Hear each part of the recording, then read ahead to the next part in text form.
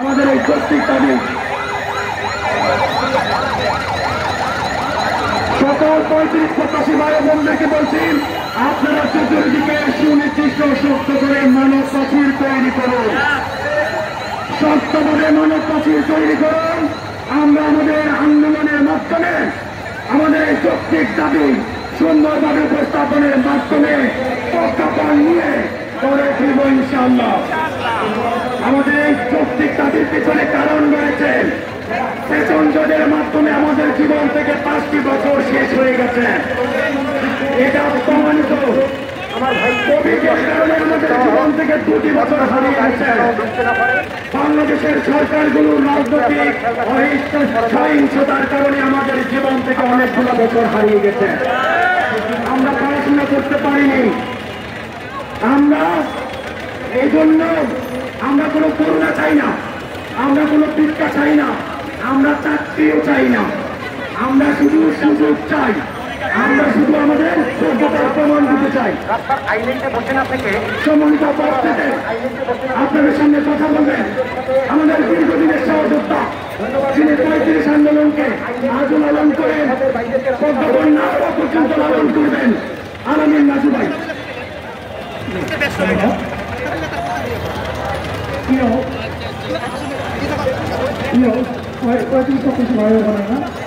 আপনারা জানেন যে আন্দোলন প্রায় 2012 সাল থেকে অগ্রগতি আসতেছে। এই আগে আসলে কোনো আন্দোলন হতো না। এই আন্দোলনের সংস্কৃতিটা এই 35 থেকে হয়েছে, এবং এটা যদি গর্ব করে বলতে হয়, আমি ফার্স্ট এই শাহবাগ গ্রহণ করে নিয়েছিলাম।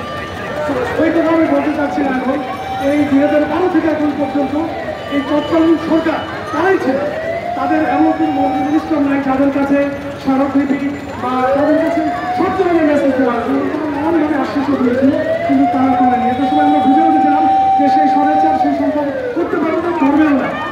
আমরা এই যে বৈষম্য বিরোধী জনতা আন্দোলন, গণছাত্র আন্দোলন, সেটার সঙ্গেও আমাদের যারা প্রতিষ্ঠা ছিল ঢাকা সহ সারা দেশব্যাপী এই আন্দোলন জড়িত ছিল, এবং আমি পার্সোনালি আমি এই আন্দোলনে ছিলাম এবং জনতার আন্দোলনটা আমিও গুছিয়েছিলাম। আমি পার্সোনালি ঠিকাতলা ধানমন্ডিতে সেই তাদের পার্টি অফিসে গিয়ে আমরা মিছিল নিয়ে গিয়েছিলাম, সেখানেও আমি গুলি খেয়েছি। আমার পাশে যদি মারা গেছে, আমি বেঁচে গেছি আলহামদুলিল্লাহ। আজকে এই দাবি সফল হওয়ার জন্য ছেলেপেলে অনেকদিন ধরে যুদ্ধ করতেছে।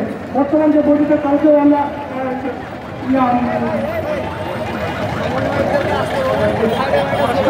সেন্ট্রাল লাইব্রেরির সামনে প্রেস কনফারেন্স করেছিলাম সবাই মিলে, যে সব গ্রুপ সিনিয়র জুনিয়র যত সবাই আছে সব একসঙ্গে হয়ে আমরা এটার একটা সুরাহা বের করবো। অনেকদিন আমরা এখানে এসেছি। এখন পর্যন্ত আমি যেটা জেনেছি, তারা বলেছে কথা হয়েছে, যেহেতু তারা কথা দিয়েছে, কার সঙ্গে কথা হয়েছে তারাই ভালো করতে পারবে। তবে আমার কথা হলো যে এই 2012 সাল থেকে যেহেতু আন্দোলন চলতেছে, আমাদের দাবি কোন রকম কোনো ঘোষণা না ছাড়া পাওয়া পর্যন্ত আমরা এখানে ছাড়বো না, আমরা থাকবোই, থাকবো। আমরা তারা কোনো চিনে ভেজার কোথায় এখান থেকে চলে যাব না।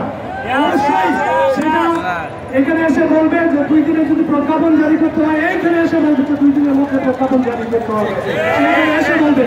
এই সরকার যেহেতু জনগণের সরকার, এই সরকারকে আমরাই লালন করি। একটা জিনিস করজন করে আপনার কাছে হাজির করতেছি যে কেউ যেন কোনো বিশৃঙ্খলা না করতে পারে, সেটাও দেখবেন, কারণ এটা আমাদের সরকার। আমরা চাই তারা জনগণের প্রত্যেকটা দাবি পূরণ করবে। আপনারা জানেন যে আমরা একটা মেসেজ ভিতরেও দিয়েছিলাম যে 2014 7 বছর আগে যমুনা টিভি একটা নিউজ করেছিল যে বাংলাদেশে প্রায় লাখখানেক পুলিশ চাকরি করতেছিল, তারা কারা এটা তারা খুঁজে পাচ্ছিল না, নানান ধরনের তারা কিন্তু ইনভেস্টিগেশন করেছে পারে না।